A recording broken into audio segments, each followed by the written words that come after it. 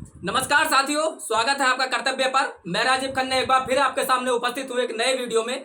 आज जो हम शुरुआत करने वाले हैं वो गुण संधि की शुरुआत करने वाले हैं। आज हम गुण संधि पढ़ेंगे, लेकिन इससे पहले हमने 10-10, 12-12 मिनट के छोटे छोटे 2 वीडियो संधि पे पहले ही अपलोड कर दिए हैं। यदि आपने नहीं देखे हैं तो साथियों इसी वीडियो के डिस्क्रिप्शन में लिंक है, आप वहां से जाकर के सभी वीडियो देख सकते हैं। तो साथियों, जैसा कि मैंने आपसे वादा किया था कि जो भी अब तक पढ़ाया जा चुका है, चाहे वो वर्णमाला है, शब्दकोश है, चाहे वो साथियों लिपि है, चाहे वो आपका खड़ी पाई वाले व्यंजन है, अगर एक भी सवाल आपका गलत होता है तो तुरंत आप छोड़ करके चले जाइएगा।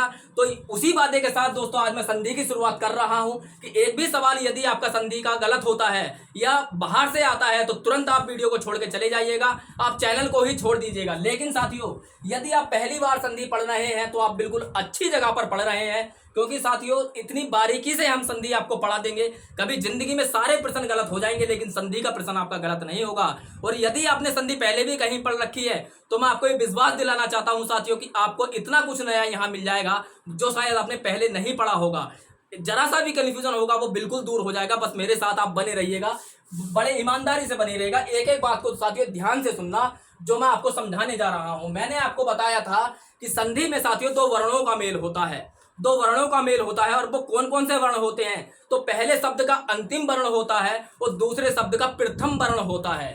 जैसे कि मैंने आपको हर बार यही एग्जांपल देता हूं, विद्या प्लस आल है, तो जरा इसको समझ के चलिए। संधि में 2 वर्णों का मेल होता है, लेकिन साथियों पहले शब्द का अंतिम वर्ण और दूसरे शब्द का प्रथम वर्ण, इन 2 वर्णों का मेल होता है। इन्हीं 2 वर्णों के मेल से दोस्तों संधि बनती है और इसी वर्ण के आधार पर दोस्तों संधि की पहचान होती है।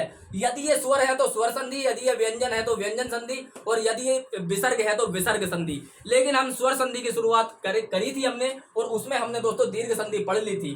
तो उसी प्रकार से आज भी हम समझेंगे दोस्तों वही बात कि पहले शब्द का जो अंतिम वर्ण होगा वह साथियों आ होगा।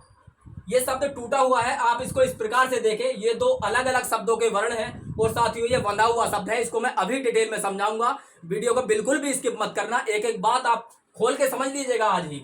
देखिए साथियों, पहले शब्द का अंतिम वर्ण आ होगा और दूसरे शब्द का प्रथम वर्ण ई होगा, और जब उनसे वो शब्द मिलकर के बनेगा ना तो इन दोनों के मिलने से जो वर्ण बनेगा वो ए बनेगा। लेकिन याद रखना छोटा ही बनेगा। इन दोनों में से बड़ा कोई सा भी हो सकता है, इधर बड़ा, इधर ये छोटी, इधर ये छोटी, इधर ये बड़ा, या फिर दोनों ये भी बड़ा और ये भी बड़ी। लेकिन इनसे जो निर्माण होगा वह साथियों छोटे ए का होगा, बड़े ए का नहीं होगा। ये बात आपको ध्यान रखनी है।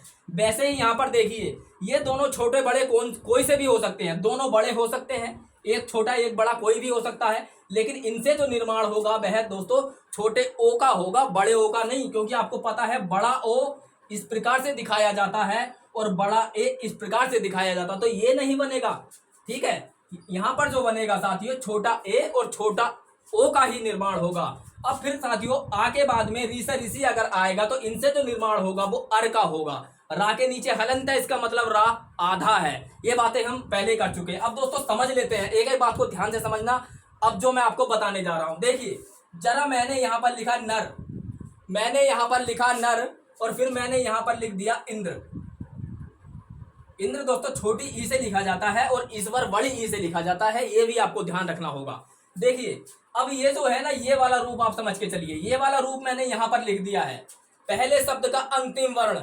यदि आप पहली बार वीडियो देख रहे हैं तो मैं आपको बता दूं कि प्रत्येक व्यंजन में, चाहे वो का है, रा है, खा है, कुछ भी है, इसमें दोस्तों छोटा आ शामिल होता है। यदि हमने बड़ी ई की मात्रा चढ़ा दी तो बड़ी ई शामिल हो गया, यदि हमने छोटी ई की मात्रा चढ़ा दी तो छोटी ई शामिल हो गया। लेकिन कोई भी मात्रा यदि नहीं है तब साथियों उसमें छोटा आ शामिल होता है, और यदि इसमें से छोटा आ निकाल दिया जाए तब ये आधा हो जाएगा, मतलब इसके नीचे हलंत लग जाएगा। ये बात मैं आपको क्यों समझा रहा हूं? ये बात मैं आपको इसलिए समझा रहा हूं साथियों, नर यहां पर आप देखेंगे कि अंतिम वर्ण क्या है। आप सोच रहे होंगे रा है, रा नहीं है क्योंकि इसमें हलंत नहीं लगा हुआ है, और जब हलंत लगा हुआ नहीं होता तो इसमें आ शामिल होता है। तो अब अगर मैं आपसे कहूं इसमें अंत में कौन सा वर्ण है, आप कहेंगे आ। अब साथियों यहां तो आपको साफ साफ दिखाई दे रहा है, यहां पर है ई। इतनी बात आपको समझ में आई या नहीं आई, पहले तो ये बताइए। मुझे लगता है आ गई होगी। तो आ और ई। अब दोस्तों आ और ई से क्या बनेगा, क्या बनेगा? आ और ई से ए बनेगा। तो उसी प्रकार से जैसे आपने नर लिख दिया, अब आ तो इसमें शामिल है, अब आ और ई के मेल से जो बना वो ए यहां पर आ जाएगा। इस प्रकार से लगाते हैं ना आप एक मात्रा ए की, तो नरेंद्र। ठीक है। ई कहाँ गया, ई कहाँ गया साथियों, ई और आ का निर्माण हो गया ए में, ई का और आ का निर्माण हो गया ए में, तो ए की मात्रा यहाँ पर आ गई। तो इसलिए साथियों अब दो बातें और आपको समझनी है। एक तो आप समझ चुके हैं, एक बात और समझ लीजिए, ध्यान से सुनिएगा, बिल्कुल ध्यान से। यदि शब्द आपको दो भागों में दिया जाए इस प्रकार से, तो आपको क्या करना है, पहले शब्द का अंतिम वर्ण देखना है और दूसरे शब्द का प्रथम वर्ण देखना है। यदि आ और ई, आ और उ, आ और ऋषि मिल जाता है, तुरंत बता दीजिएगा वहां पर गुण संधि है। लेकिन जब शब्द आपको बंधा हुआ मिले, जब शब्द आपको बंधा हुआ मिले, यदि आपको एक ही मात्रा दिख जाए, ओ की मात्रा दिख जाए, लेकिन छोटे ए की और छोटे ओ की, तब तो आप क्या करेंगे, आप तुरंत बता देना गुण संधि है। क्या बताएंगे, गुण संधि है। तो ये है बंधा हुआ रूप और ये दोनों है दोस्तों टूटे हुए रूप। अब इसका एक एग्जांपल ले लेते हैं, इसका एक एग्जांपल ले लेते हैं। जैसे कि मैं आपको यहाँ पे बता दूं आ और उ का, तो जैसे होता है साथियों वीरोचित, वीर प्लस उचित, ठीक है, ध्यान से सुनिएगा जरा, वीर प्लस उचित। अब जरा सोचिए साथियों, रा है, जैसे कि मैंने अभी समझाया, अंत में रा नहीं है, इसमें आ छुपा हुआ है, इसमें आ छुपा हुआ है क्योंकि प्रत्येक व्यंजन में आ शामिल होता है। अब दोस्तों यहाँ पर क्या है, उ, यहाँ पर क्या है, उ। अब हमने इसको लिखा वीर। अब दोस्तों ये बताइए, आ और उ के मिलने से किस चीज का निर्माण हो रहा है, ओ का। तो कौन सी मात्रा चढ़ाएंगे अब वीर पर, कौन सी चढ़ाएंगे, ओ वाली, वीरोचित, वीरोचित। तो वही बात सामने आ गई। अब यदि शब्द आपको मिले अलग अलग, मतलब इस रूप में, तो आप यहां से पहचान करेंगे कौन सी संधि है। लेकिन शब्द जब आपको मिले बंधा हुआ, तब आप यहां से पहचान करेंगे, क्योंकि ये शब्दों का बंधा हुआ रूप है और ये शब्द का बंधा, सॉरी, ये शब्द का अलग अलग रूप है और ये शब्द का बंधा हुआ रूप है, ठीक है। तो यहां से आप इसकी पहचान कर सकते हैं। मैंने कहा छोटा बड़ा कुछ भी, ये बड़ा हो सकता है, ये छोटा हो सकता है, दोनों बड़े भी हो सकते हैं, कुछ भी हो सकते हैं, लेकिन इनसे निर्माण हमेशा छोटे का ही होगा। अब साथियों एक दो एग्जाम्पल मैं आपको करा देता हूं, आप इनको नोट कर लीजिएगा। बस ये मुझे समझाना था कि आप इसको पहचानेंगे कैसे। अब एग्जाम्पल तो आप चाहे 1000 कर लीजिए, 5 कर लीजिए, 10 कर लीजिए, जितने मर्जी उतने कर लीजिए। देखिए साथियों एक दो एग्जाम्पल मैं आपको करा देता हूं। जैसे सोमेश, यहां पर लिखा हुआ है सोमेश, ठीक है। आप कैसे करेंगे इसको, देखिए पहचानेंगे कैसे। सबसे पहले तो ये बताइए पहचानेंगे कैसे। आपको पता है जहां से शब्द टूट रहा है वहां पे मात्रा एक ही है, अब एक ही मात्रा है जहां से शब्द टूट रहा है, तो दोस्तों वहां पर गुण संधि। तो इसको कैसे करेंगे, सोम, सोम प्लस ईज, सोम प्लस ईज। यहाँ पे आया आ, माँ में आ शामिल है और यहाँ तो साफ साफ दिखाई दे रहा है ई। तो आ और ई यहां से पहचान सकते हैं, छोटी बड़ी कुछ भी हो सकता है, ठीक है। लेकिन यहाँ पर जो मात्रा एक ही मात्रा होगी, एक मात्रा छोटे ए की भी होती है और एक ही मात्रा बड़े छोटे ओ की भी होती है। तो ए और ओ दोनों छोटे हैं तो एक ही मात्रा दिखाई देगी, लेकिन बड़े ओ की ऐसा होती है, बड़े ए की भी ऐसा होती है, डबल मात्रा होती है। तो एक जब भी मिले, ठीक है, वहां से हो जाएगा। अब देखिए दूसरा देख लेते हैं। आपसे पूछा गया है साथियों कमलेश, या मैं आपको कह दूं कमल प्लस ईस, बताइए कौन सी संधि है, जल्दी बताइए कौन सी संधि है। आप कहेंगे यहाँ पर आ है, आप कहेंगे यहाँ पर ई है, और आ ई, आ और ई जब भी मिलेगा गुण संधि होगी। जरा इसको जोड़ के बता दीजिए, जोड़ना भी आप सीख गए, अब संधि करना भी सीख गए। आ और ई मिलकर क्या बनता है, ए। तो सबसे पहले आप लिख लीजिए कमल, कमल लिख लिया। अब आप बताइए इन दोनों के मेल से कौन सी मात्रा बनती है, एक ही बनती है, तो ये हो गया कमलेश, एक ही मात्रा चढ़ा दी। इस प्रकार से आप संधि भी कर सकते हैं। अब दोस्तों एक दो एग्जांपल और करते हैं, फिर इसको जो है हम रिसीव, इस वाले मतलब ये जो आपको दिखाई दे रहा है इस पे चलेंगे। एक एक बात को ध्यान से सुनिएगा, एक सवाल आपका गलत नहीं होने वाला, इस बात की गारंटी है। तो देखिए साथियों आप ऊ वाला कर लेते हैं। सबसे पहले हम देखेंगे महोदय, महा प्लस उदय। जरा बताइए कौन सी संधि है, जरा बताइए कौन सी संधि है। आप कहेंगे कि यहां पर बड़ा आ है महा में अंत में क्या है, बड़ा आ, और उदय में पहले क्या है, उ।